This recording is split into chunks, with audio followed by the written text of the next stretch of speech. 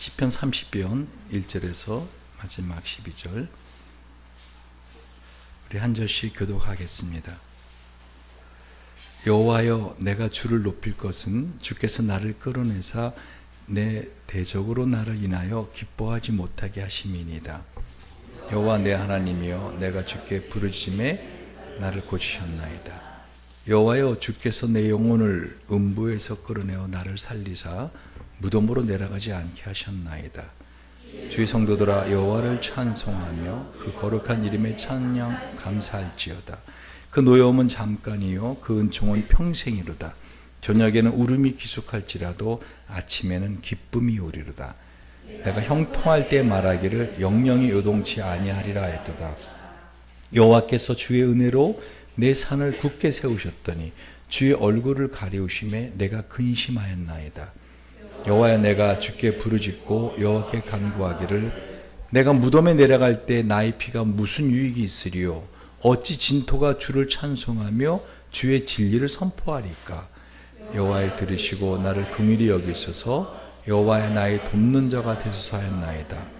주께서 나의 슬픔을 변하여 춤이 되게 하시며 나의 베옷을 벗기고 기쁨으로 띠띠우셨나이다. 이는 잠잠치 아니하고 내 영광으로 주를 찬송케 하심이니 여호와 나의 하나님이여, 내가 주께 영영히 감사하리다. 아멘. 시는 누가 그것을 지었느냐가 참 중요합니다. 오늘 이 시편 30편의 저자가 누굽니까? 앞에 적혀 있죠. 누가 적었다고요? 다윗의 시. 그리고 그 뒤에 언제 부르는 시라고요? 성전 낙성가다. 이 성전 낙성가가 뭐냐면 한마디로 하나님의 집을 헌당할 때, 성전을 다 짓고 헌당할 때 드리는 이 노래라는 것입니다. 우리 여러분 그러면 딱 궁금한 게 떠올라야 되는데, 다윗은 하나님의 성전을 지어서 헌당하지 않았는데 라고 하는 의문이 떠올라야 됩니다. 누가 이 예루살렘 성전을 지어서 하나님께 헌당했죠? 솔로몬이. 근데 왜 오늘 다윗의 시, 곧 성전 낙성가라고 하는가? 한마디로 이 시는 다윗이 지었는데요, 솔로몬이 이 하나님의 성전을 짓고 헌당을 드릴 때 그 다윗의 수많은 시 중에서 어떻게 해요? 이 시를 선택하고 이 시를 하나님께 찬양 올렸다는 것입니다. 오늘 여성교회 헌신예배라서 여러분이 특별히 특송을 부를 때도 왜 그 찬양을 골랐는가? 그것은 특별한 의미, 헌신에 대한, 오직 주님께만 나의 모든 걸 드려요 라고 하는 그러한 가사의 내용 때문에 한 것처럼, 오늘 시편 30편은 하나님의 성전을 다 짓고 나서 그 성전에 봉헌을 할 때 드리는 찬양이라는 것입니다. 저도 가만히, 만약에 우리 교회가 나중에 하나님이 허락하셔서 아름다운 곳에 성전이 지어진다, 예배당이 지어진다 할 때 그 예배당 헌당식을 한다 할 때 제 마음이 벅차오르는 걸 느껴요. 그런데 이스라엘 사람들에게는 얼마나 이 예루살렘 성전이 중요합니까? 지금 성전이 다 허물어지고 그 성전 벽만 남았는데도 그 벽을 서로 차지하려고 지금 어떻게 해요? 테러리스트라고 싸우고 서로 한마디로 이슬람하고 막 총을 쏘고 폭탄을 터뜨리고, 지금도 그 다 허물어진 성전, 근데 이제는 성전 벽만 남아있는 그것마저도 그들은 서로 그 영토를 차지하고, 그 성전 거기를 차지하려고, 상징적인 벽인데 그걸 차지하려고 지금도 전쟁을 하고 있지 않습니까? 그러니까 그때 당시에 얼마나 감격스러웠을까? 이스라엘 사람들에게 이 예루살렘 성전이 다 지어지고 드디어 하나님께 드리는 헌당식을 할 때 얼마나 감격스러웠을까? 근데 왜 이 시편 30편 다윗이 지은 시를 이때 불러내는 것입니다. 저는 이 시를 가만히 보면서요, 이 시야말로 우리 인생, 다시 말해 이스라엘 백성들이 그 바벨론의 포로로 잡혀갔다 와서 하는 성전을 지어드릴 때 그 인생을 압축한 시구나 하는 걸 알게 되었어요. 한 문장으로 말씀드리면은요, 이 시는 인생의 정수, 가장 코어, 가장 핵심, 말하고 있더라는 것이죠.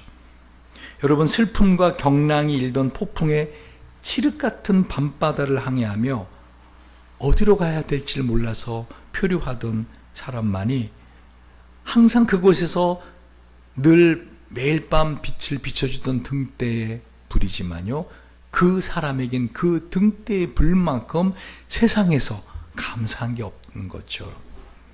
여러분, 아파본 사람만이 일상의 삶이 얼마나 크나큰 기적인가를 경험하더라는 것이에요. 할렐루야. 여러분, 진정 아파본 사람만이 그냥 일상에서 하는 늘 행하는 것들, 별거 아닌 것. 저도 아침에 세수를 하면서 전에 한번 손이 좀 아파가지고 손에 붕대를 감고 하느라고 이렇게 세수를 한 손으로 참 불편했거든요. 근데 두 손으로 세수를 한다는 것이 얼마나 감사한지 문득 생각이 났어요.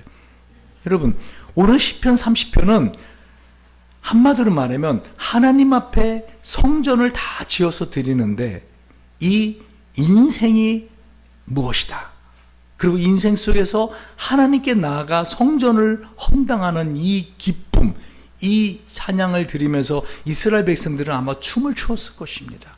드디어 우리가 하나님이 우리와 함께 하신다는 상징적인 건물인 이 성전을 다 지어서 하나님께 드린다. 기원전 165년, BC 165년이죠. 당시 이스라엘 지역을 지배하고 있던 안티오쿠스 4세가 유대교 말살 정책을 펼칩니다.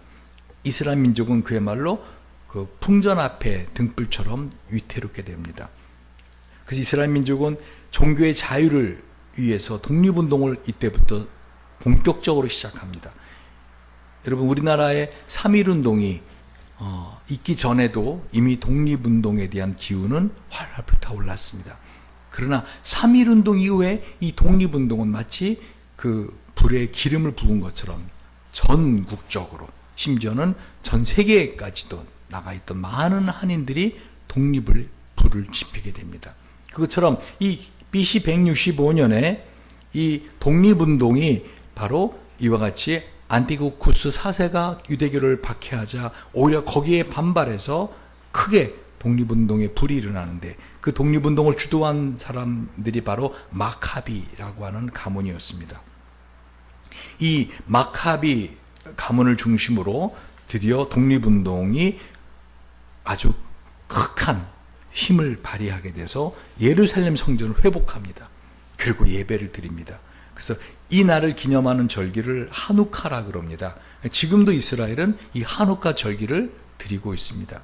그때마다 바로 오늘 우리가 읽은 이 시편 30편을 이스라엘 백성은 찬양으로 하나님께 노래하며 이 하누카 절기를 기뻐하고 있습니다. 자, 한번 보시기 바랍니다. 어떤 의미가 있길래 이와 같이 이 시편 30편이 예루살렘 성전의 헌당식으로 올려졌는가? 1절을 같이 한번 읽어볼까요? 시작. 여호와여, 내가 주를 높일 것은 주께서 나를 끌어내사 내 대적으로 나를 인하여 기뻐하지 못하게 하심이니이다. 2절 같이 봅시다. 시작. 여호와 내 하나님이여, 내가 주께 부르짖음에 나를 고치셨나이다. 한마디로 지금 이 다윗은 인생을 살아가면서 외부적으로 아주 고통스러운 원수에게 그야말로 머리를 밟히우는 그러한 고통의 시간들을 지냈다는 걸 알 수 있어요. 1절 보십시오. 여호와여, 내가 주를 높이는 것은 주께서 나를 끌어내사 내 대적으로 나를 인하여 기뻐하지 못하게 하심이니이다. 여기서 특별히 이 끌어내다, 그죠? 그리고 뒤에서도 3절에도 보면은요, 나를 살리사 무덤으로 내려가지 않게 하셨나이다 할 때 그 앞에 여호와여, 주께서 내 영혼을 음부에서 끌어내요 라고 하죠. 여러분, 이 끌어내오라고 하는 이 히브리어가 딜리틴인데요. 이 딜리틴이가 뭐냐면 물 웅덩이에서 끌어올려준다라는 뜻이에요. 저는 특별히 이 물이 눈물의 웅덩이라고 이해를 하고 있습니다. 무슨 말이죠? 인생을 살다 보면 내가 원하지 않았지만 외부적인 환경이 나로 하여금 이렇게 눈물의 웅덩이에 밀어넣게 되는 일이 있더라는 거죠. 2절은 어때요? 이 슬픔의 내면에서 여호와 내 하나님이여, 내가 주께 부르짖음 나를 고치셨나이다. 저는 다윗이 이번에 말씀을 쭉 준비하면서 시편 여러 군데를 제가 보면서 야, 다윗은 정말 고통의 사람이었구나. 다윗은 어떻게 보면은 항상 아픈 사람이었구나. 다윗이 건강하고, 그죠? 여러분 어떤 다윗의 형상을 딱 생각하면은 아주 그냥 장군, 늠름한 장군의 모습이지만 사실은 다윗은 늘 이렇게 아픔이 있었다. 그 아파도 보통 아프지 않았다. 여러분이 몸살을 알아도 그냥 아유 힘들다 막 이 정도지만 한마디로 오늘 다윗이 고백하는 것처럼 3절 보십시오. 여호와여 주께서 내 영혼을 음부에서 스올이라 그러죠. 이스라엘 사람들은 사람이 죽으면 가게 되는 지하 세계를 이 스올, 음부라고 합니다. 음부에서 끌어내어 나를 살리사 무덤으로 내려가지 않게 하셨나이다. 그리고 오늘 시편 30편을 잘 이해하시면은요, 인생을 살아가면서 여러분이 슬픔이 닥쳐올 때, 또는 외로움이 닥쳐올 때, 고통이 닥쳐올 때 어떻게 그 슬픔의 파도를, 고통의 파도를, 외로움의 파도를 넘어갈 수 있는가 비결을 배울 수 있습니다. 첫 번째 비결이 뭐냐면요, 이 슬픔이나 고통이, 외로움이 우리를 덮쳐올 때 그걸 어떻게 해요? 외면하지 말라는 거예요. 그리고 하나님 앞에 그것을 솔직하게, 아니 아주 리얼하게, 아주 실제적으로 표현하라는 것입니다. 여러분, 믿음의 사람이라고 해서, 저 같은 경우도 믿음의 사람이라고 해서 항상 믿음으로 힘차게 살아가지 않습니다. 누구보다 잘하는 사람 우리 가족들입니다. 아빠는 저렇게 여러분 돈에 대해서 걱정하지 말라고 하면서 저렇게 한숨을 쉬고 있네 하면서 이제 그런데 차이가 있어요. 뭐냐면 기간이 짧아요. 믿음의 사람은 그 슬픔의 시간이 하루를 넘기면 안 됩니다. 여러분, 하루를 넘기는데 계속해서 그 슬픔이 나를 잡고 있고, 그 하루를 넘어갔는데도 어떻게 해요? 계속해서 그 고통이 나를 잡고 있을 때 우리는 그것이 마귀가 주는 시험에 빠져 있다라고 생각하면 맞습니다. 왜? 오늘 본문을 가만히 보십시오.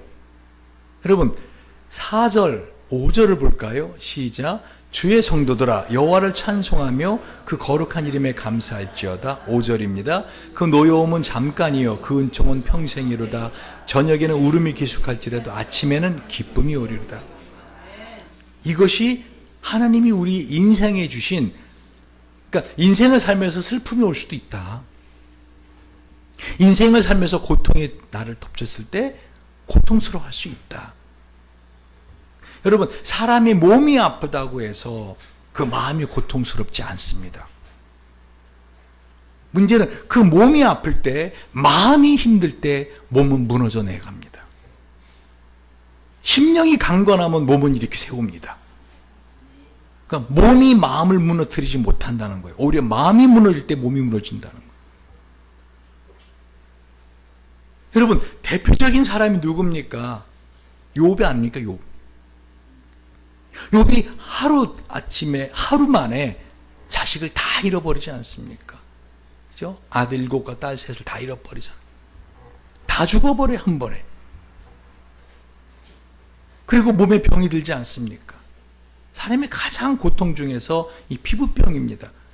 너무 고통스럽죠. 그러니까 다윗이 뭐라고 돼 있어요? 욥기를 보시면 알겠지만 욥이 기와 조각을 조사서 몸을 긁고 있었어요. 긁으면 막 피가 나지 않겠습니까? 너무 근지러우니까, 너무 간지러워. 긁고 나면 더 쓰라리잖아요.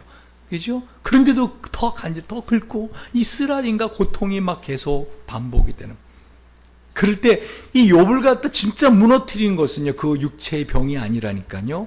그 재산이 하루아침에 다 날아가잖아요. 하루아침에 다 도적을 맞잖아요. 하루아침에. 자녀들이 하루아침에 다 죽어버리잖아요. 하루 만에 다 죽습니다. 근데 그것이 욥을 무너뜨리지 않아요. 그때까지도 욥은 뭐라 그러죠? 주신 분이 하나님이시니 가져가시는 분도 하나님이시라 하고 입술로 범죄하지 않아요. 근데 그 아내가, 부인이 와서 뭐라 그래요?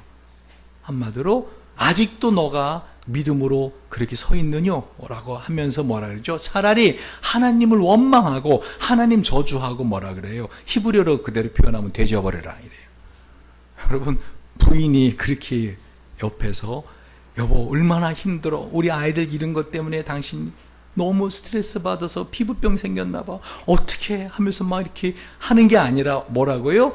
차라리 하나님 원망하고 저주하고 뒤져버려라. 다른 사람이 그런 말을 하면은 어떻게 해요? 저거 미친 거 아니야? 라고 할 텐데, 적어도 자기 사정을 다 하고 자기보다 더 그 자녀들의 죽음으로 상심해 있을, 정말 그 아픔을 같이 동병상련이라고 하죠.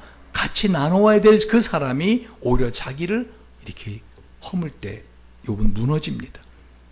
그런데도 욥은 마지막 힘을 버튼거리며 서 있잖아요. 제가 볼 때는 아마 욥이 그때 정말 죽고 싶었지만은 그 부인의 그 말 때문에 이를 악물고 독이 올라가지고 내가 너 때문에 안 죽는다 하고서는 내가 살아 보인다 하고서는 아마 살지 않았을까. 그래서 그 술 마시는 사람이 술을 마시면서 계속 품에서 그 수첩에서 아내의 사진을 보는 이유가 두 가지라 그러잖아요. 첫 번째는 뭐예요? 친구가 자네 그렇게 부인을 사랑하는가? 술 한 잔 마시고 보고, 술 한 잔 마시고 보고, 그랬더니 하는 말이 뭐라고요? 그게 아니라 이 여자 얼굴이 이뻐 보이기 시작하면 내가 취하기 시작했다는 것이고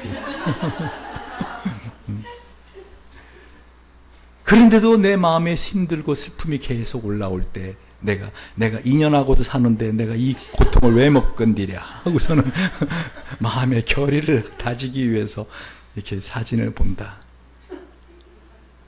아내가 허물어뜨리는데도 버팅기고 서요.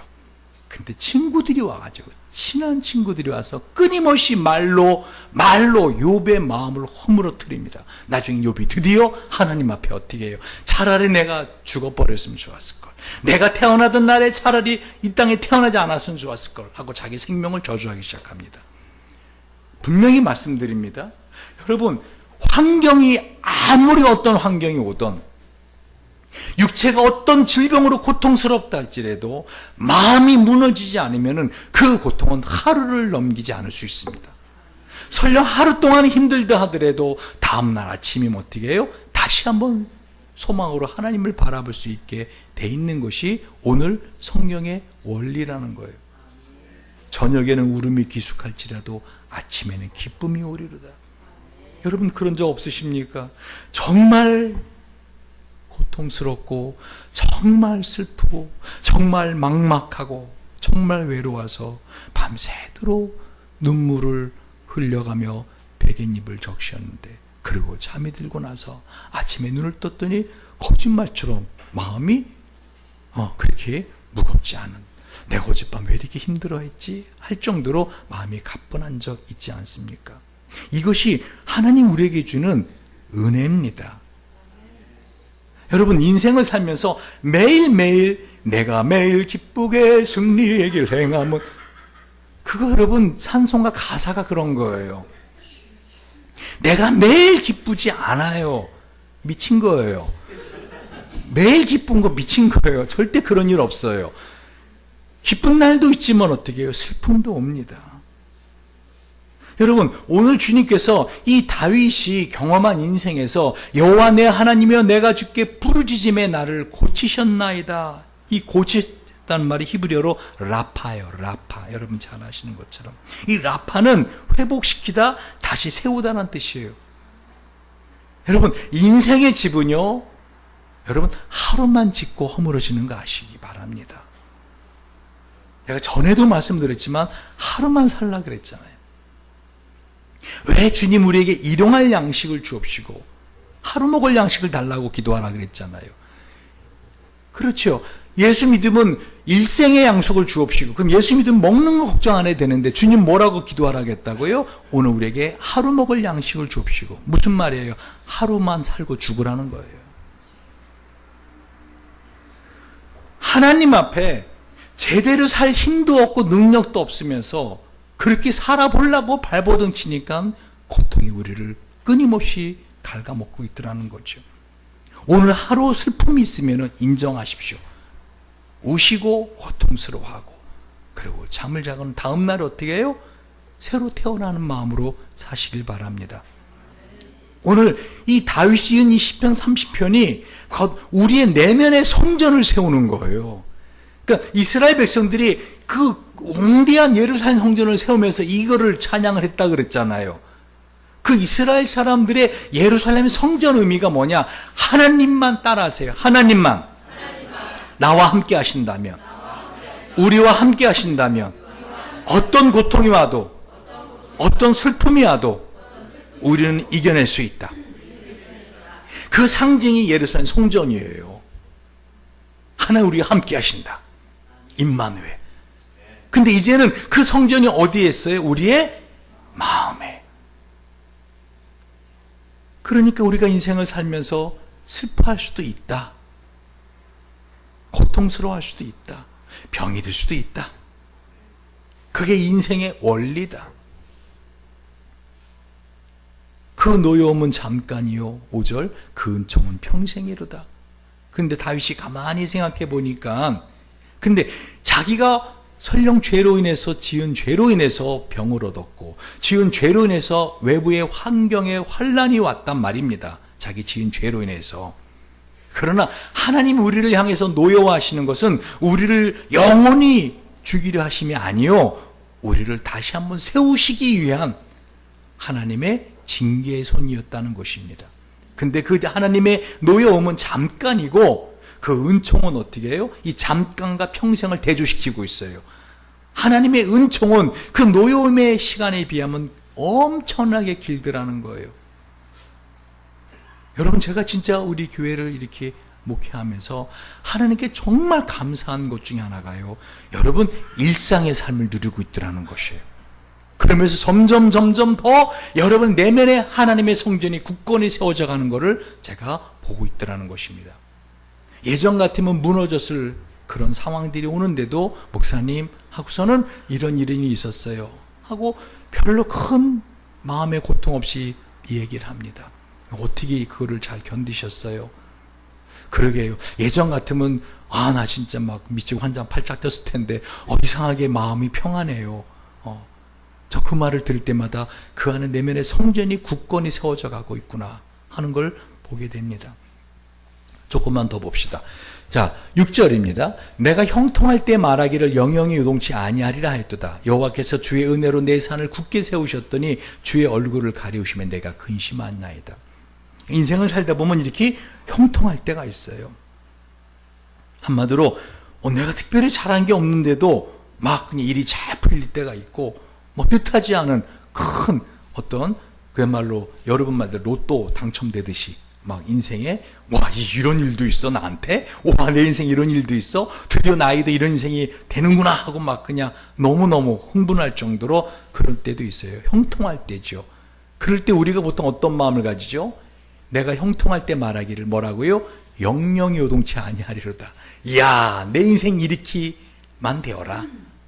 보통 사람이 형통하면은요, 그 입으로는 하나님의 은혜입니다 라고 하면 속으로는 어떻게 해요? 그래도 역시 내가 이 정도 실력 되니까 내가 이거를 이렇게 누릴 만한 내가 자격이 있으니까 하고 자기 때문이라고 생각해요. 하나님 은혜가 산처럼 쌓여서 만들어진 것인데 그래서 하나님이 잠깐 얼굴을 돌리시는 거 어떻게 해요? 그 형통함은 바람의 안개처럼 없어져 버립니다. 그리고 근심과 슬픔의 밤을 세워만 할 때가 인생이라는 것이에요. 오늘 그걸 말하고 있는 거예요.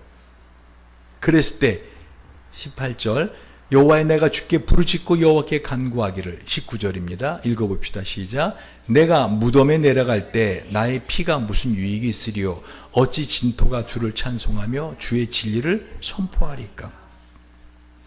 여러분, 우리 다윗을 통해서 우리는 기막힌 비결을 배우고 있어요. 아까 말했죠. 첫 번째, 자신이 그런 슬픔을 당했을 때 그걸 외면하지 마라. 슬픔을 외면하지 마라. 슬픔을 어떻게 해요?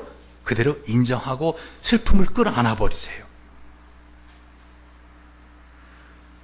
제일 우리로 하여금 한마디로 계속 뭔가 질척질척 슬픔, 그러니까 기쁜 것도 아니야. 사는 게 기쁜 것도 아니고 그렇다고 힘 있는 것도 아니야. 질척질척하게 살아가게 하는 원인이 뭔지 아세요? 그 슬픔이나 고통이나 외로움이 나에게 닥쳐왔을 때 그걸 끌어안지 않기 때문이에요. 그걸 자꾸 외면한단 말입니다. 슬픔과 고통과 외로움이 내 등에 착 달라붙거든요. 그때 그걸 인정을 하고 어떻게 해요? 그거를 직면하고 그것을 하나님 앞에 가지고 나가야 돼요. 그 고통과 슬픔과 외로움을 하나님 가지고 나가야 되는데 자꾸만 뭐 하죠? 스마트폰 봅니다.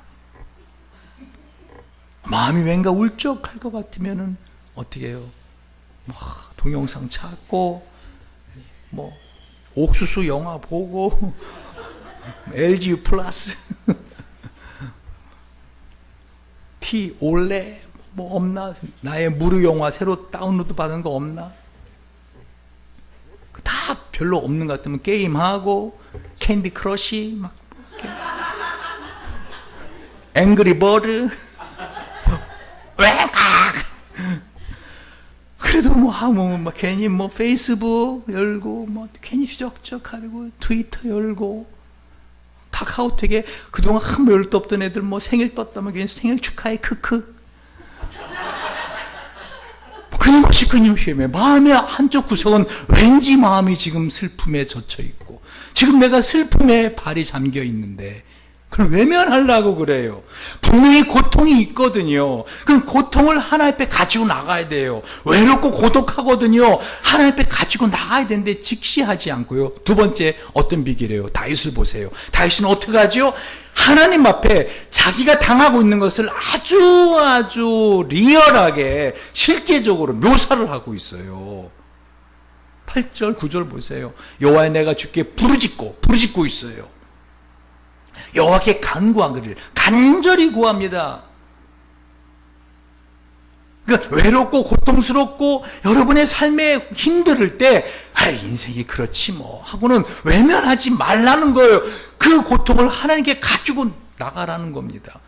그러면서 뭐라고 말해요? 9절에 내가 무덤에 내려갈 때 나의 피가 무슨 유익이 있으리요. 와, 이거 다윗 하나님 앞에 여러분 이거 진짜 완전히 하나님 앞에 위협하고 있는 거예요. 하나님 사실 뭐 죽음이 닥친다 하더라도 이렇게 고통스러웠겠어요. 무슨 무덤에 내려갑니까? 아직 살아있잖아요. 사람이 죽어야 무덤에 내려가는 거 아니에요? 다윗은 살아있잖아요. 근데 앞에도 그렇게 말을 해요. 앞에도 뭐라고? 여호와여 주께서 내 영혼을 음부에서 끌어내요. 스올에서 끌어내요. 그죠? 그러니까 자기가 스올까지 지옥까지 내려갔다는 거예요. 무슨 말이에요? 여러분 하나님 살아계신 거 믿으십니까? 여러분 하나님께 기도드릴 때 하나님이 눈을 만드신 분이 우리를 안 보고 계실까요? 귀를 만드신 분이 우리의 기도를 안 듣고 계실까요? 하나님 보고 듣고 계신다고요. 내 눈에 안 보이고 내 귀로 못 들을 뿐이죠. 그 하나님 앞에 여러분 리얼하게 표현할 줄 알아야 돼요. 다윗처럼. 뭐라고요? 그 힘든 상황을 갖다가 아주 더 힘들게 다윗처럼 하나님 내가 무덤에 내려간다면 내 피가 하나님 앞에 뭐가 나 죽으면 뭐 이렇게 하나님께 유익이 있어요. 살려달라는 거예요. 어찌 진토가 주를 찬송하여 주의 진리를 선포하리까. 하나님 내가 죽어서 흙되면은 내가 비록 죄도 짓고 하나님 보시기에 별 볼 일 없지만 그러나 그래도 내가 하나님 편에 서서 그래도 내가 하나님을 찬송하고 내가 그래도 하나님의 진리를 전하는 그런 삶을 살 수 있지 않겠습니까? 나 이대로 죽게 하면 하나님께 뭐가 유익이 있으세요? 그 말이 뭐예요? 살려주세요예요. 근데 간단하게 하나님 살려주세요 하는데 그게 아니라 이렇게 리얼하게 표현하더라는 거예요. 다시 말씀드립니다, 여러분. 몸이 아프거나 마음이 힘들고 슬픔이 왔을 때 그걸 표현할 줄 알아야 돼요. 특별히 상실감이 덮쳐왔을 때 여러분이 사랑하는 사람이 그야말로 죽었거나 다쳤거나 또는 여러분 요즘 애완견이나 자기가 돌보는 그런 애완동물들이 다치거나 죽거나 그러면 어떻게 해요? 상실감을 표현해야 돼요. 특별히 이렇게 여성에게서 유방암 그래서 유방암 절제 수술하는 거 그것을 당해본 사람만이 알아요. 저도 아직 유방이 없거든요. 그래서 그러니까 제가 뭐 그런 수술을 받아본 적이 없는데 이 가슴을 한쪽을 절단했다?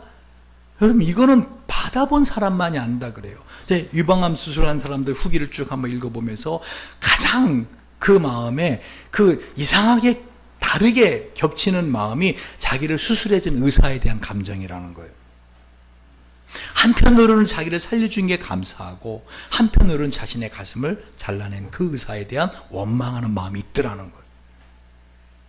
여러분, 그렇게 인생을 살아가면서 여러분의 마음에 슬픔과 고통과 어떤 상실감으로 인한 그런 분노가 올 때 그걸 어떻게 하라고요? 표현할 줄 알아야 돼요. 특별히 여러분이 돈에 특별한 마음이 있지 않습니까? 그 주식을 하다가 날아간 사람들, 그런 것일 때 표현할 줄 알아야 돼요. 누구 앞에? 하나님 앞에. 아직은 돈이 있지만 어떻게 해요? 만약에 주식으로 돈을 잃었다든가 사기를 맞았다. 그럼 어떻게? 하나님 앞에 가서 그걸 표현해야 되는 거예요. 하나님, 나 이제 알거지 되었습니다 하면서, 나 이렇게 만드시니까 하나님 어찌 기분 좋으십니까? 막 하면서 이제 하나님 앞에 가서 다윗식으로 전화해 주고, 보세요, 내가 무덤에 내려갈 때 나의 피가 무슨 유익이 있겠습니까? 뭐 그 피가 무슨 유익이 있겠어요? 뭐 했어요? 그 뭐 선지국 해 먹을 거예요? 피 가지고? 다윗 피 가지고? 그러니까 다윗이 하나님 앞에 왜 나를 이대로 죽게 하십니까? 나 죽을 것 같습니다. 나 이대로 음부에 내려갈 것 같습니다. 내 지옥으로 내려갈 것 같습니다. 하나님, 내가 그렇게 죽어서 내가 흙이 돼버리면 그래도 내가 주님을 찬송하는 자 아닙니까? 그래도 내가 주님의 진리를 선포하는 자 아닙니까? 하나님, 이대로 나 죽게 한다면 하나님께 뭐가 유익이 있습니까? 여러분, 리얼하게 표현할 줄 알아야 돼요. 하나님 그걸 보고 들으신다니까요. 여러분, 자식만을 믿고 있던 사람이 자식에게 배신감을 느끼고 자식이 떠나갈 때, 에휴, 자식이 다 그렇지. 아니에요. 하나님께 리얼하게 표현해야 돼요. 하나님, 내가 어떻게, 어떤 사랑으로 그렇게 했는데 이놈이 나를 이렇게 합니다 하고 어떻게 해요? 하나님께 나가서 해야 돼요. 할렐루야. 우리 진수은세 표정이 굳어지는데 절대 나는 그런 기도 안 합니다. 아직까지 나한테 그런 절망감을 안겨준 적은 없어요, 제 두 아이가. 여러분, 표현을 할 줄 알아야 돼요. 할렐루야. 다윗을 통해서 우리가 인생에 이 슬픔과 고통의 파도가 덮쳐올 때 어떻게 해요? 어떻게 이거를 극복해내고 이겨내는가를 비결을 배우고 있는 거예요. 첫 번째 뭐라고요? 그 슬픔과 고통이 덮칠 때 그를 인정하라는 거예요. 그걸 외면하려고 하지 마세요. 다른 걸로 자꾸만 친구 만나러 가고 쇼핑하러 가고 영화 보러 가고 다른 걸로 마음을 스마트폰 보고 그러지 말라는 거예요. 그냥 그것에 잠겨 있을 줄 알아야 돼요. 언제까지? 하루 동안. 할렐루야. 그리고 두 번째는 어떻게 하라? 그걸 하나님 앞에 표현하라는 거예요. 표현. 저도 조금 몸이 아플 때 하나님께 그렇게 표현합니다. 하나님, 저 아파 진짜 죽을 것 같거든요 하고 막 리얼하게 표현합니다. 리얼하게. 아까 우리 전사님이 몸이 좀 안 좋아하고 어깨 그 수술한 것 때문에 철심 빼고 거기다가 이제 전신 마취했기 때문에 막 이렇게 면도 못 보고 막 이렇게 화장실 갔다 오셨어? 못했지. 그러니까 이거 거의 한 주간 이렇게 지금 이렇게 변을 안에 담고 있고 막 하여간 여러 눈도 지금 아프고 막지. 그 제가 기도해주고 이렇게 이제 아픈 데를 눌러주고 그때는 아프다고 막 소스라치게. 그래서 제가 속으로 좀 더 세게 누르고 싶은데 너무 아파하면서 목사님 거기 누르지 마세요. 너무 아파. 그래서 엄살피지 마 그랬더니 엄살아 진짜 아파. 그래서 마음 같아서는 꽉 눌러주고 싶었는데 내가 마음이 약해서. 근데 속으로 뭐라 하는지 선사님, 좀 표현해라. 아파하면서 하나님께 나 이렇게 아프거든요 하나님. 난 눈 진짜 아프거든요 하고 그 아픈 걸 표현해. 그 가장 표현 잘하는 사람 누구예요? 아픈 사람이에요. 다윗처럼 하라는 거예요. 여러분, 실제로 다윗은 자기의 아픔을 하나님 앞에 아주 리얼하게, 그것도 과장해서 기도하고 있는 거예요. 근데 이게 지혜로운 자예요. 지혜로운 자입니다. 이게 인생의 슬픔과 고통이 우리를 덮칠 때 어떻게 해요? 그걸 이겨나가는 방법을 다윗이 보여주고 있는 거예요. 10절을 보십시오. 여호와여 들으시고 나를 긍휼히 여기소서. 여호와의 나의 돕는 자가 되소서. 결국은 다윗은 하나님밖에는 없나이다. 하나님밖에는 없나이다. 여호와여 들으시고 나를 불쌍히 여겨주소서. 여호와여 나의 돕는 자가 되소서. 11절 보십시오. 주께서 나의 슬픔을 변하여 춤이 되게 하시며 나의 베옷을 벗기고 기쁨으로 띄우셨나이다. 여러분, 하나님 우리를 사랑한다 하면서 왜 우리에게 이런 슬픔과 고통이, 우리에게 이런 상실감의 큰 상처들이 있도록 허락하신지 아십니까? 천하의 범사에 기한이 있습니다. 모든 게 때가 있는데요. 전도서 3장 1절을 4절을 보면 울 때가 있고 웃을 때가 있고 슬퍼할 때가 있고 춤출 때가 있다는 거예요. 가만히 생각해 보세요. 여러분, 진짜 사람이 기쁨으로 웃을 때는요, 깊은 울음을 끝이고 난 다음이에요. 그래 안 그래요? 진짜 춤출 때는요, 그 슬픔이 변해서 기쁨이 됐을 때예요. 그러니까 하나님은 우리로 하여금 그 슬픔과 고독과 외로움과 고통 가운데만 머물러 있기를 원치 아니하시고 그것을 경험함으로 어떻게 해요? 기쁨과 평안과 감사와 황홀한 하나님과의 함께함을 경험하게 하려고 그 잠깐의 고통을 경험하게 하는 겁니다.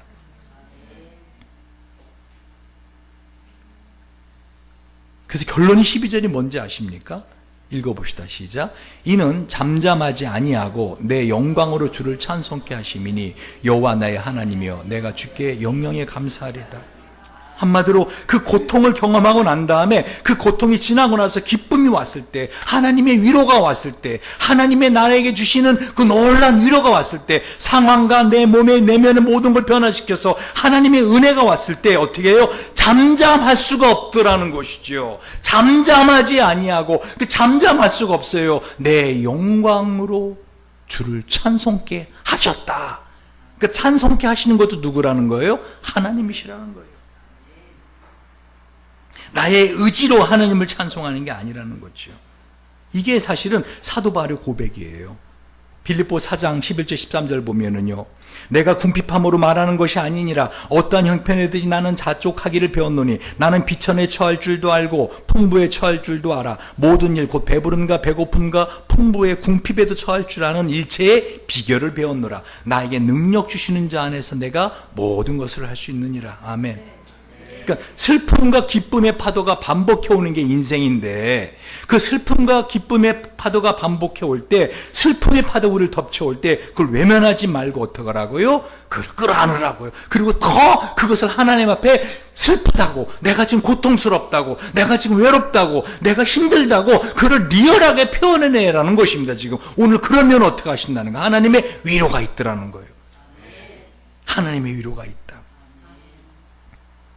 제가 무엇으로 박사과정 전공을 했는지 여러분은 아셔야 되지 않겠습니까? 적어도 담임 목사님 박사 논문 제목은 알아야 될 거 아닙니까? 뭐를 전공하신 분이다? 물어보지 않을게요. Search for Healing, 치유의 탐구라는 큰 제목에 거기에 좀 부제목이 깁니다.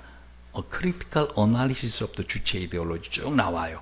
뭐냐면 이 주체 사상을 비판적으로 제가 분석하면서, 북한의 주체 사상을 비판적으로 분석하면서 이 주체 사상으로 그 마음이 세뇌되어 있는 상처받은 북한 사람들을 어떻게 마음을 치유하며 복음을 전할 것인가. 그게 제 논문이에요. 거기에 제 주로 잡았던 심리치료가 로고테라피입니다. 그래서 우리나라의 PhD 박사 논문으로 로고테라피 주제로 제 1호입니다. 제가 처음에 문교부에 등록한 1호 박사가 접니다. 로고테라피. 이 빅토르 프랑클이라는 분이 세계 2차 대전 가운데 독일 나치스의 수용소에서 경험하면서 이거를 이론으로만 아니라 실제 그렇다라고 증거해낸 이론입니다. 프랑클이 그런 말을 합니다. 사람들은 극한 고통의 상황 가운데 두 종류의 사람으로 갈라진다. 악마가 아니면 천사다. 근데 이렇게 어려운 상황에서 수많은 사람들이, 수많은 죄수들이 현실의 고통스러운 상황과는 상관없이 인간으로서의 고결함과 내면적인 신념을 가진 용기 있는 존재로 살아가는 사람들이 훨씬 더 많다. 그러니까 악마가 되는 사람보다 천사로 살아가는 사람들이 훨씬 더 사람의 본성에 가깝다라고 말을 합니다. 다시 말하면 어떤 고통이 온다 할지라도 미래의 소망과 현재 일상의 감사를 경험하며 감사의 길로 살아가는 게 사람이다. 근데 그렇게 살아가는 사람은 그렇게 살아가기로 선택하는 사람들이다. 들어보세요. 인간은 정신적, 육체적 압박이 극심한 절체절명의 상황에서도 영적으로 자유롭고 정신적으로 독립적일 수 있는 능력을 소유하고 있는 존재이다. 어떤 식으로든 삶에는 의미가 존재한다. 고통 속에서도 의미가 존재할 수 있다는 것이다. 고통은 우리 삶에서 떼어낼 수 없는 부분이다. 고통과 죽음 없이는 인간의 삶은 결코 완전해질 수 없다.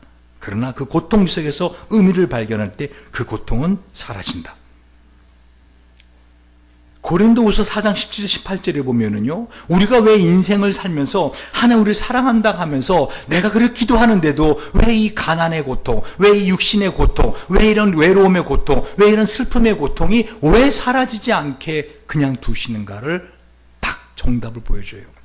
우리의 잠시 받는 환난에 경한 것이 가벼운 것이 지극히 크고 영원한 영광에 중한 것을 우리에게 이루게 함이니 우리의 돌아보는 것은 보이는 것이 아니요 보이지 않는 것이니 보이는 것은 잠깐이요 보이지 않는 것은 영원함이니라. 그러니까 우리가 인생을 살면서 슬픔과 고통이 올 때 그거를 직면하고 인정하고 어떻게 하나님께 나아가서 기도하고 어떻게 그거를 믿음으로 이겨나갈 때 하나님이 하늘 나라에서 그거를 상 주신다는 거예요. 우리가 어떤 한 일이 아니라 우리가 인생을 고통 가운데 외로움 가운데 살면서 어떠한 믿음으로 그걸 이겨나갔는가 그거를 상 주신다는 것입니다. 할렐루야. 미국 워싱턴 스폰켄에 있는 휘트워스 대학교 교수인 제럴드 시처 박사의 하나님 앞에서 울다라는 책이 있어요. 제가 이 책을 일부러 찾지는 않았는데 어저께 좀 피곤해서 설교 준비 대강 끝마쳤다 하고서 이렇게 잠깐 들어오는데 고개를 돌려봤더니 그 책이 꽂혀 있더라고요. 그래서 그걸 보고서 처음부터 끝까지 다 읽었어요. 새벽에 일어나서. 이 제럴드 시처가요, 그 책에서 이런 말합니다. 때로는 흐느낌이 깊어지다 보면 다른 데서는 보이지 않던 빛이 나타난다. 그것은 용기의 빛, 사랑의 빛, 깨달음의 빛, 믿음의 빛이다. 그 빛 속에서 우리는 인생의 참된 의미를 발견한다. 고통의 깊은 계곡을 지날 때 절망과 쓰라림이 생긴다. 그러나 거기서 우리의 성품은 다져진다. 고통의 계곡은 곧 영혼을 빚는 계곡이다. 여러분, 이 제럴드 시처가요, 그 자신의 가족들을 함께 밴을 타고 가다가 그 술이 만땅 취한 음주운전한 차가 정면 충돌합니다. 그래서 그 아내 린다, 두 딸 다이아나, 제인, 그리고 어머니 그레이스까지 피투성이에 대해서 죽어버립니다. 그래서 아주 이 피투성이 된 희신들이 가죽에 다 엉켜져서 죽은 거를 현장에서 보게 돼요. 그래서 이 제러드 시처가 하는 말이 자꾸만 그 영상이 슬로우 모션 픽처처럼 자기에게 자꾸만 고통스럽게 한다. 그러면서 이 제러드 시처가 이 책에서 그럽니다. 내가 아는 하나님은 고통을 겪으셨고 그래서 나의 고통을 잘 아신다. 십자가의 죽음 앞에서 몸을 떠시던 예수님, 그리고 고통을 통해 자신의 대속적인 권세를 증거하시던 예수님 안에서 나는 하나님의 눈물을 보았다. 내가 허우적대는 구덩이가 아무리 깊다고 해도 나는 거기서 하나님을 찾을 것이다. 그분은 나의 고통을 멀찌감치 지켜보시는 분이 아니다. 그분은 내가 고통당할 때 가까이 다가오시는 분이시다. 여러분, 이와 같이 여러분 인생을 살다 보면요, 이해가 안 되는 고통이 올 때가 있어요. 이해가 안 되는 상심, 이해가 안 되는, 왜 내가 꼭 이거를 견뎌야 돼? 라고 하는 이해가 안 되는 슬픔이 덮칠 때가 있더라는 겁니다. 여러분, 그럴 때 가장 위험한 게 뭔지 아십니까? 마귀가 우리 마음속에 하나님의 부재입니다. 하나님의 부재. 그래서 이 제러드 시처는 책에서 계속 이런 말이에요. 우리는 의심과 믿음을 모두 품을 수 있는 머리와 슬픔과 기쁨을 함께 느낄 수 있는 가슴과 하나님을 맞아들일 수도 있고 거절할 수 있는 의지를 안고서 하나님께 가까이 나아간다. 여러분, 그런 일을 당할 때 특별히 내가 감당할 수 없는 슬픔, 아무리 기도해도 끝나지 않는 것 같은 이 긴 터널을 지난 것 같은 슬픔의 시간들이 있을 때 여러분, 가장 위험한 게 뭐라고? 마귀 우리 마음속에 하나님은 안 계셔. 아니, 계신다 하더라도 너에게는 관심 없어. 하나님은 전지전능하셔. 하지만 그 능력을 너에게는 사용하고 원치 않으셔. 하나님은 너의 고통을 어쩌면 즐기시는 분일 수도 있어. 여러분, 이런 생각들이 우리로 하여금 가장 위험하게 하더라는 거예요. 결국은 어떻게 되죠? 우리가 그런 하나님 안 믿고 말겠어. 만약에 하나님이 전지전능하시고 하나님이 사랑이 많으시고 뭐 어떤 하나님이라, 나는 내 슬픔, 내 고통, 나로 하여금 이 상실감을 느끼게 하고 나로 하여금 이 고통 속에서 내 기도에 외면한 그 하나님은 난 안 믿을 거야 하는 그것이 가장 위험한, 마귀가 가장 원하는, 그래서 우리의 삶의 궁극적인 목표는 뭐죠? 우리로 하나님에게서 멀어지게 만들어버리는 것. 그게 가장 위험한 것이라고 제르드 시처는 말하고 있는 것입니다. 제가 이 제르드 시처의 글을 조금 더 읽고 말씀드릴게요. 나는 지금도 왜 사고가 일어났는가 하는 물음에 대한 답을 얻지 못했다. 또 그 사고가 내게 유익했다는 확신도 얻지 못했다. 사고로 인한 나의 슬픔을 싣고 행복을 얻지도 못했다. 그러나 나는 평화를 얻었다. 그날 이후로 나는 하나님의 주권이 저주가 아니라 축복이라는 것을 믿기 시작했다. 여러분, 누가 그따위 하나님을 원하겠어? 누가 그때 하나님을 믿겠어? 라고 하는 마음이 아니라 그 고통을 직면하고 그 고통을 하나님께 솔직하게 다 표현해 나갈 때, 그럼에도 불구하고, 따라하세요. 그럼에도 불구하고 나의 고통에서 건져내 주실 분은 하나님밖에 없으시다. 하나님 믿음을 갖고 나아갈 때 어떻게 하나님은 우리로 하여금 더 성숙한 사람으로, 더 강한 사람으로 만들어 주신다는 거예요. 여러분, 주의할 것은요, 그런 상실의 슬픔으로, 그런 고통으로 있는 사람에게 조언하지 마세요. 너 왜 그 정도밖에 안 되니? 야, 너 하나님 믿어. 뭐 믿음 붙었다 뭐 할라? 이런 말 절대. 그 아주 그냥 그런 말 하는 사람은 정말로 입 찢어져가지고 대추나무에 걸어놔야 돼. 그냥 슬퍼해 주면 돼요. 그냥 함께 슬퍼해 주면 되지. 거기에 조언한답시고 어드바이스 해준다고 그런 소리 하지 말라고요. 여러분, 우리 하나님은 살아계십니다. 제가 이 설교를 준비하면서요, 성경 얼마나 많은 곳에서 하나님 우리에게 너희가 인생을 살다 고통스럽고 슬픔이 덮치면 울으라고 우는 것이 거기서 헤어나올 수 있는 길이라고. 에레미야가 2장에도 보면은요, 저희 마음이 주를 향하여 부르짖기를 처녀 시온의 성과가 너는 밤낮으로 눈물을 강처럼 흘릴지어다. 울었는데요, 여러분, 강물이 일어났어요. 강물을 잃어보세요 한번. 내 눈동자로 쉬게 하지 말지어다. 밤 초경에 일어나 부르짖지어다. 네 마음을 주의 얼굴 앞에 물 쏟듯 할지어다. 이게 주님 우리에게 원하시는 거예요. 너 슬프지? 너 힘들지? 너 고통스럽지? 나에게 울어라. 나에게 와서 울어라. 여러분, 주님이 궁극적으로 우리에게 해주시는 일이 뭔지 아십니까? 요한계시록 21장 4절에 모든 눈물을 그 눈에서 닦아주시니, 모든 눈물을 그 눈에서 닦아주시니 다시는 사망이 없고 애통하는 것이나 곡하는 것이나 아픈 것이 다시 있지 아니하리니 처음 것들이 다 지나갔음이러라. 눈물을 닦아주려면 가까이 다가가야 돼요.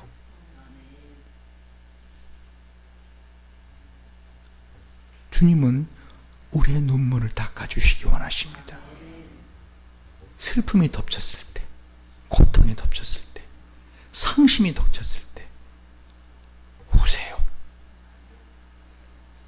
그리고 주님 앞에 그 감정을 표현해내세요. 그럼 주님이 그 어떤 때보다 가까이 다가와 주십니다. 내 눈물을 닦아주시는 주님의 손을 느낄 수가 있고요, 나를 꼭 안아주시는 주님의 품을 느낄 수가 있습니다. 여러분, 한 사람은 한 사람만 꼭 안을 수 있는 거 아십니까? 우리 주님은 아주 개인적으로, 아주 개별적으로 우리의 슬픔에 함께하기 원하세요. 우리를 사랑하지 않아서 우리의 그런 슬픔을 허락하신 거 아니고, 능력이 없으셔서 우리의 그 고통과 우리 아픔에서 건져주지 아니하시는 게 아니라고요. 그 슬픔과 고통 가운데 주저앉아 있지 말고 하나님 앞에 나오라고요. 그 눈물을 흘리라고요. 하나님의 품에 꼭 안겨 있어 보라고요. 그래서 그 고통의 시간들을 주시는 거예요. 아닌 것처럼, 괜찮은 것처럼, 믿음 있는 것처럼, 속에는 쥐뿔도 없으면서, 개뿔도 없으면서. 왜 쥐뿔 개뿔인 줄 알아요? 쥐에 뿔이 없잖아요. 개도 뿔이 없고. 1981년 2월 내란 음모 사건으로 청주 교도소에 수감했던 김대중 대통령이 그 부인 이후 여사에게 보낸 편지입니다. 나는 어느새 이불 속에서 하나님 아버지를 부르면서 마구 울고 있습니다. 눈물이 하염없이 쏟아져 나왔습니다. 어젯밤 그렇게 울다 지쳐 잠이 들었습니다. 여러분, 김대중 대통령도 이런 시간들이 있었어요. 나는 어느새 이불 속에서 하나님 아버지를 부르면서 마구 울고 있었습니다. 여러분, 오늘 시편 30편은 우리 다윗이 우리에게 인생의 슬픔을 당할 때 그 눈물 속에서 어떻게 감사의 삶을 살아갈 수 있는가를 보여주고 있는 것입니다. 그래서 나의 유리함을 주께서 계수하셨으니 나의 눈물을 주의 병에 담으소서. 이것이 주의 책에 기록되지 아니하였나이까. 시편 56편 8절. 내가 탄식함으로 곰핍하여 밤마다 눈물로 내 침상을 띄우며 내 요를 적시었나이다. 내 눈이 근심을 인하여 쇠하며 어두웠나이다. 여호와께서 내 곡성을 들으셨도다. 시편 6장 6절. 심지어 사무엘상 30절에 보면은요, 다윗과 그의 사람들이 하나님 앞에 울 기력이 없도록 소리 높이 울었더라. 왜요? 다윗이 분명히 안 거예요. 이 예루살렘 성전에 하나님 눈과 귀가 있는데 하나님이 뭘 보신다고요? 이사야 38장 5절에 내가 내 기도를 들었고 내 눈물을 보았노라. 여러분, 언제 하나님 앞에 펑펑 울어보신 적 있으십니까? 마지막 운 적이 언제입니까? 하나님 앞에, 사람들 앞에 자기 신세 타령하며 자기 스스로 괜히 슬퍼서 운 게 아니라, 억울해서 운 게 아니라 하나님 앞에 이 다윗처럼 자신의 상황을 그대로 표현하면서 하나님 앞에 나의 눈물을 쏟아냈던 적이 언제가 마지막입니까? 오늘 우리는 이 시편 30편을 통해서 우리 인생의 하나님의 위로와 하나님의 놀라운 능력을 경험할 수 있는 비결을 배운 것입니다. 이 말씀을 맺혀야 되는데요, 우리 특별히 주님께서 이 예루살렘 성전이 바깥에 있는 건물이지만 이제 우리 안에 들어와 계신다는 것을 확실히 해주시기 위해서 성찬을 베푸십니다. 이건 내 살이다, 이건 내 뼈다. 여러분, 슬픔과 고통이 우리의 등을 덮칠 때 그를 외면하려고 하지 마세요. 인정하세요. 그 무게를 느끼세요. 그리고 주님의 품에 안기세요.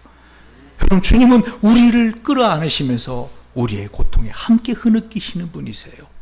그리고 그 고통에 떨어져 나갈 때까지 당신의 아픔을 통해서 우리에게 치유를 주시고 당신의 슬픔을 통해서 우리에게 기쁨을 주세요. 우리의 슬픔을 걷어가시고 우리의 고통을 걷어가셔서 당신이 십자가에서 그걸 담당하시는 분이십니다. 할렐루야. 그래서 우리 찬송가, 특별히 제가 363장 이 찬양은요, 제가 솔로로 부를게요. 1절, 2절, 3절, 4절 같이 부를 텐데요. 왜 제가 이 찬양을 제일 좋아하는 찬양 중에 하나예요. 언제 좋아하는가? 기도하고 기도해도 응답이 안 될 때, 내 모든 시험 무거운 짐을. 여러분, 제가 사실은 대학교를 6군데를 다녔고, 이제 한 군데 바이올라 대학은 코스모스로 수료하고 나머지 대학교 5개를 제가 졸업을 해요. 대학원까지. 공부 참 많이 한 사람이에요. 왜? 제가 얼마나 배울 게 많아요. 지금도 책가방 갖고 다니잖아요. 그런데요, 제가 그 대학 매 학기 등록금 제가 하나님 앞에 증언하지만요, 전 대학교 1학년 때부터 그 5개 대학을 졸업하는 영국, 미국에서까지 한 번도 그냥 준비해서 낸 적 없어요. 매 학기마다 1년에 2번씩 저는 늘 통곡이었습니다. 우리 가족이 증인이지만, 나는 우리 진순서 어렸으니까 잘 몰랐겠지만 나는 매 학기마다 하나님 앞에, 하나님, 이젠 시간이 없어요. 이젠 마지막 마감일이 다 돼가는데 늘 하나님 앞에 대학 듣는 꿈을 받아서 냈던 사람입니다.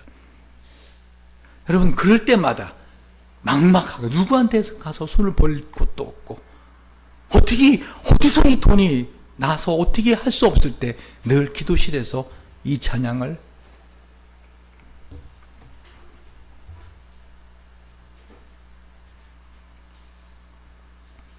제가 100번이고 1000번이고 불렀던 찬양입니다. 찬양 우리 같이 한번 할까요? 혼자 하려고 했더니 못하겠네. 우리 찬양 1절 2절 부르시면 장로님하고 집사님 나오셔서 준비해 주시면 감사하겠습니다.